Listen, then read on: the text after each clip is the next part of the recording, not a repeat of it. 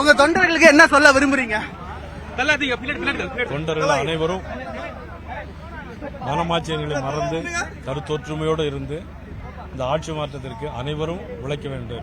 மாநில தலைவரா தேர்ந்தெடுத்திருக்காங்க, உங்க அகில இந்திய தலைமை, உங்களுடைய கட்சி தொண்டர்கள், கூட்டணி கட்சி, இவங்க எல்லாருக்குமே நீங்க சொல்லக்கூடியது என்ன? ஏன்னா நேற்று ஒரு கூட்டணி நீங்க பதவியேற்ற அதே நாள்ல, நீங்க நாமினேஷன் பண்ண அதே நாள்ல வந்திருக்காங்க.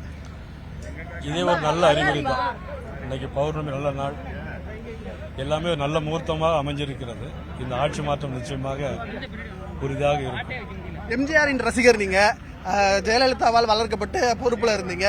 இப்ப தேசிய கட்சியில இணைந்து 8 ஆண்டுகள் இருக்கு. இது எல்லா அனுபவத்தும் சேர்ந்து உங்களுக்கு அடுத்த கட்ட இந்த களப்பணி எப்படி இருக்குன்றீங்க? உங்களுடைய டெட் அகைன்ஸ்ட் இருக்கக்கூடிய கட்சிகளை எப்படி சமாளிக்க போறீங்க? பாரதிய ஜனதா கட்சி தேசபக்தி உள்ள கட்சி.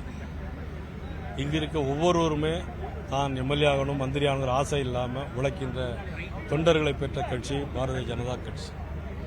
அதே மாதிரி தான் தேச நலம், தேச ஒற்றுமை உடைய தலைவர் புரட்சித் தலைவர் எம்ஜிஆர்.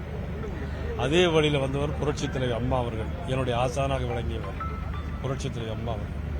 இன்றைக்கு 2 லட்சியங்களும் ஒன்றாக இணைந்திருக்கிறது. நிச்சயமாக தமிழகத்தில் அதர்ம ஆட்சி விலகி தர்மத்தின் ஆட்சி வரும்.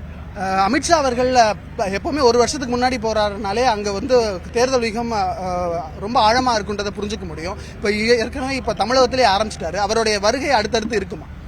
நிச்சயமா அடிக்கடி நமது உள்துறை அமைச்சர் அமித்ஷா அவர்கள் வருவார்கள். நிச்சயமாக பல்வேறு மாற்றங்கள் எல்லா தரப்பிலும் ஏற்படும். இப்பொழுது மக்கள் மனதில் மாற்றங்கள் ஏற்பட்டிருக்கிறது. அந்த மனமாற்றம் ஆட்சி மாற்றமாக